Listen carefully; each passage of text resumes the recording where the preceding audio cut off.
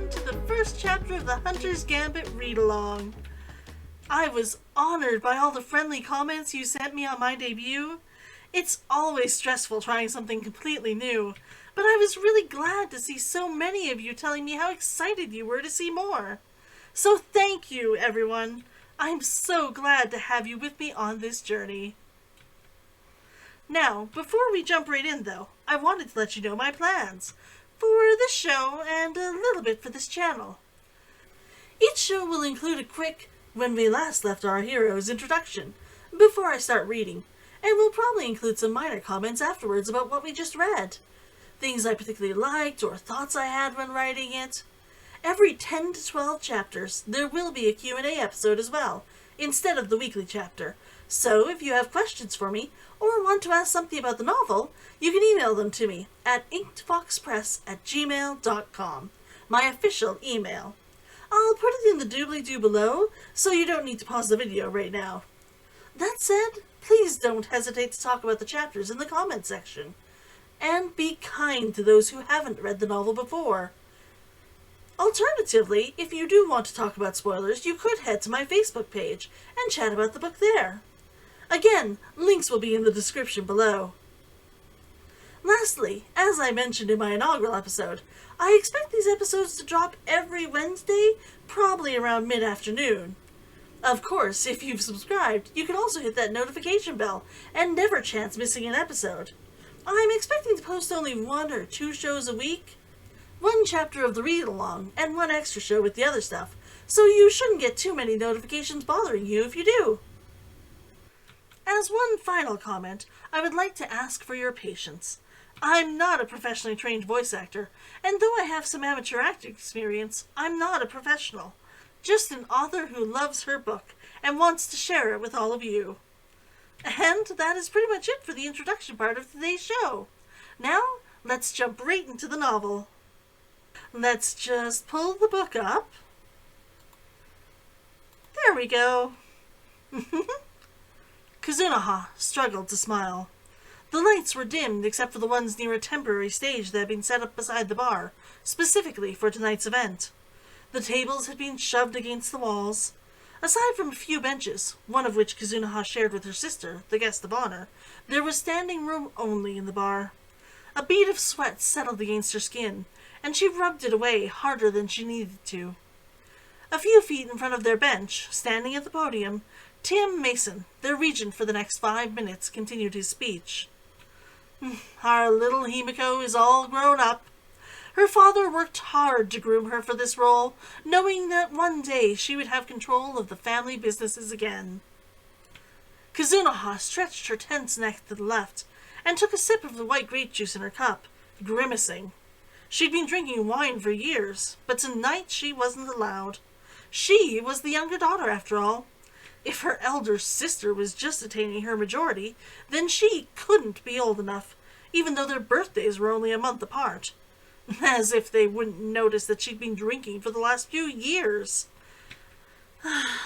But everything was tied to perception here. For instance, Himiko hadn't been the only one their father had groomed to take over. Most didn't know that he had also trained his bastard daughter, Kazunaha, as well, knowing full well he'd never give her any say in the company. She'd been used to whip Himiko into shape, and then he'd left her with nothing. No job, no life outside her home. What sort of monster wouldn't be happy that her sister had come into her majority? Tim looked at her sister fondly, not even glancing at Kazunaha. He'd always hoped to sit at your side and help you through your first few years. Tim bowed his head in deferential memory of his friend, and everyone else followed suit. Kazunaha refused to bow for him. For any other ancestor, yes, but he deserved nothing from her. Himiko hesitated and lowered her head, pinching Kazunaha's leg. She gasped, but kept her head up. Himiko glared out of the corner of her eye, but stayed silent. Kazunaha would hear about it later. Her sister would be embarrassed by her lack of respect and what it meant about their family. But Himiko wouldn't do it in the open, where anyone could listen. That would have been worse for their image. Still, I'll be here to help you hold the reins, Tim said. Not that you aren't already. A ripple of laughter followed. From anyone else, that comment may have come with a sarcastic edge. Kazunoha knew it was genuine.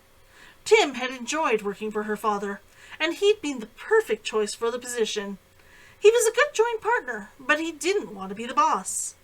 Compared to his easy smiles, Himiko's looked forced. She'd been ready to take over as soon as their father had died. Instead, she'd patiently worked alongside Tim for the past 4 years. The silk industry and glassworks kept Hidan growing, even during recessions.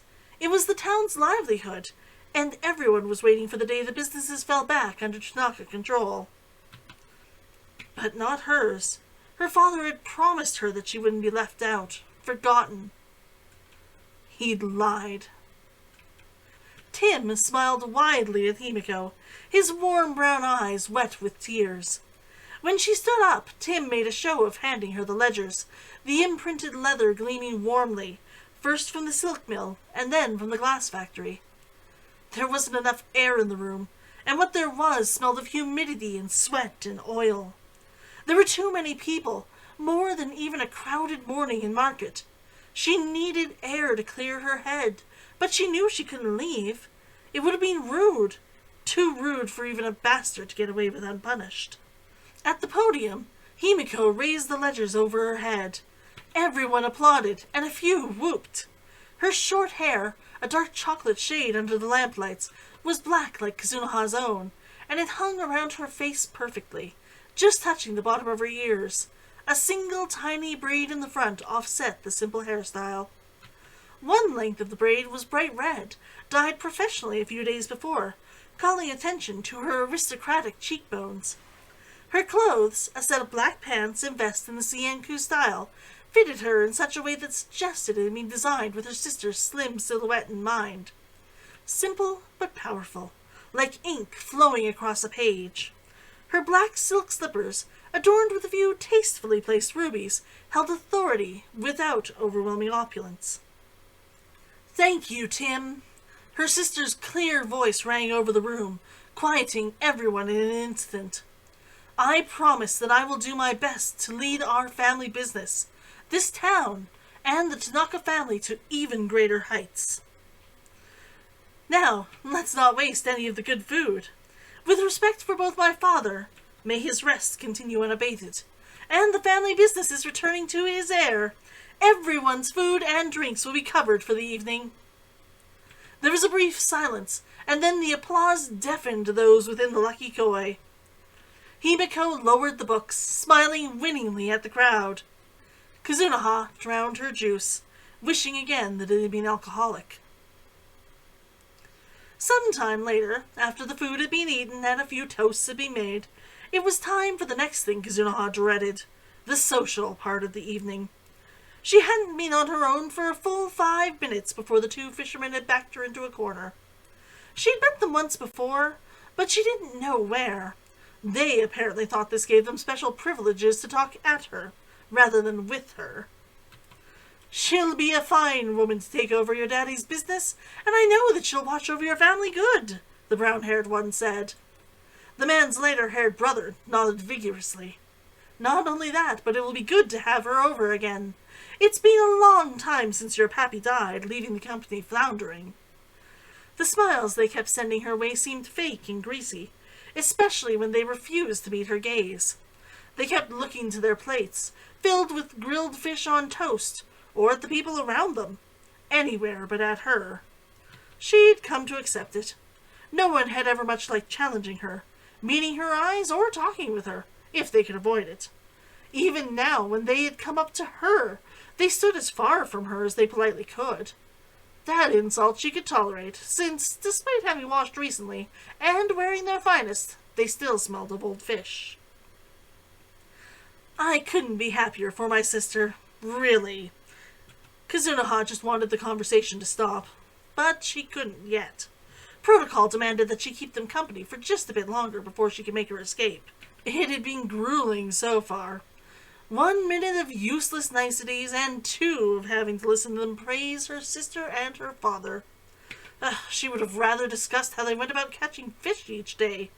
At least that topic would have only bored her to tears. There was one thing we wanted to know, though, miss. Is your sister planning on marrying soon? Her smile froze as the other brother continued. Because, miss, we wouldn't want this sort of situation happening again.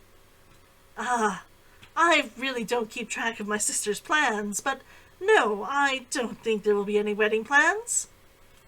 Well, me or my brother would be more than willing to marry her, the elder one said. I'll let her know, Kazunoha said, turning slightly.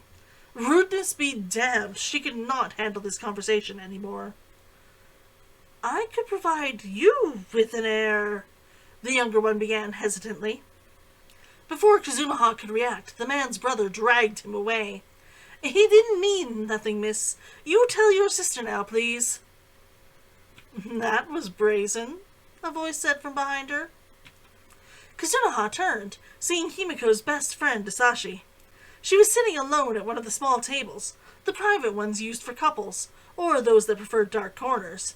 Kazunoha didn't know her well, but she knew that the choice of table was preference, and not from a lack of options. All of them are like that, Kazunoha said. When did you get back, Isashi? I heard you were out of town earlier this week. Isashi may have been the town's only Eldar, but she was also one of only 5 hunters, people that protected them from the dangers of the outside world. Still, Kazunoha wasn't as afraid of the outside world as many people were. Even though her father had been killed in a raid of the horrid little birdos, a goblin-type creature living nearby that wove bird skulls and feathers into their dress, she didn't fear them. Just arrived this morning, Isashi said, her green eyes flitting away from Kazunoha's, looking behind her rather than at her. Common behavior for a hunter. You had to be good at taking in information quickly to survive. You weren't supposed to follow their gazes when they did that. Isashi had been young when she had become an Eldar. Because of it, she wasn't really human anymore. Her skin had a rough paper-like texture, and its shade now mimicked the cool silver of birch bark, rather than the yellow or white skin tones that were more common in Hidan. Her hair hadn't changed when the rest of her had, but tonight she sat under one of the candelabras, and its natural red glowed crimson. It was tied in a simple ponytail. She was wearing an outfit similar to Himiko's, except that her vest was an evergreen shade, and her pants were a dark brown. Her appearance was striking, even if she would never be considered pretty. Kazunoha opened her mouth and slammed it shut again when Himiko appeared from the crowd behind her, and sat down at the table. Her sister slid an orange-tinted ale in front of Isashi, and placed the paler one in front of herself. I feel like I've been smiling forever. How was your trip? Himiko asked. Short and bittersweet as usual. Isashi smiled in appreciation as she sipped the ale. The birdos managed to get their hands on a few of those giant bird eggs. They were trying to breed the ill-tempered creatures. We put a crimp in their plans. Kazunoha didn't want to have to deal with her sister until she got home. She tried to make a break for it, ducking her head and stepping backwards. If she'd been anyone else, people may have let her in, and she would have faded into the background. Instead, they fanned around her, fish suddenly aware of a predator in their midst. Glad to hear, Isashi. I am just glad that your job left you unhurt. As for you, Kazunoha, your lack of attention at the speech was noted. The least you could have done was bow your head in public for father. You haven't been drinking, have you? I told the staff not to give you any, but you never know when someone will take pity on you. Kazunoha gritted her teeth at the barrage of questions. Not yet. Well, make sure you don't. We need to keep up appearances, and both of us drinking will make the wrong one. At this point, Kazunoha could have repeated her words by rote. She turned away and pushed through the crowd. Her sister wouldn't have lied about telling the staff not to serve her alcohol, and she only had one friend who would be willing to get her a drink if she asked. Jack was the illegitimate son of the other noble family in town. Though not as well off as her own family, the Curlew family was old money. They'd helped to found the town and the abbey, while her own family had given many of the townsfolk honest work and decent pay. The Curlew's main source of revenue now was the docks. They controlled the ships, the docks, and all travel in and out of Hidan by water. It gave his family a lot of power in the village, even if their fortunes had declined over the last few years. Their noble cousins had lived closer to the capital, but had found themselves spending their wealth faster than they could make it through just their vassals. Jack's father and brother were helping them to regain their old power. Jack had avoided losing anything in the situation by taking over the illegal market in Hidan. His father didn't approve, but that had never bothered Jack, and if anyone would help her get drunk, it would be him. She let out a breath of annoyance. Of course, when she wanted him, he was nowhere to be found. Then she smiled. If he'd left already, perhaps that meant she wouldn't be noticed if she slipped out. She wound her way through the crowd, reaching for the door, relieved that she'd soon be able to breathe again. The door opened, catching her face first. Kazunoha tried to step back, but the crowd was unyielding. Someone jostled her. She fell, blinking back stars. Deckard didn't seem to notice as he finished pushing the door the rest of the way open. His eyes were only for his companion behind him. "Don't worry, it will be busy, but we should be in time for the dinner." "Oh, I'm sorry." His weight came down on her foot. Kazunoha yanked it out from under him. Deckard nearly fell, but grabbed the door handle in time to steady himself. Once he had his balance again, he looked down at her in confusion and apology, and then annoyance. "Kazunoha, what are you doing on the floor?" He extended a hand to her. "Getting stepped on by a brutish oaf," she said, slapping his hand away, though it was her face that was still smarting. Her gaze caught on a tear in the lace shawl that had been her joy, and as she stood, she saw a dirt streak on the back of her dress. She put a finger on the hole and batted at the grime. Her dress had been the one good thing about this miserable evening. Now it was ruined. Her ankle hurt as she put weight on it. She must have slipped on it wrong.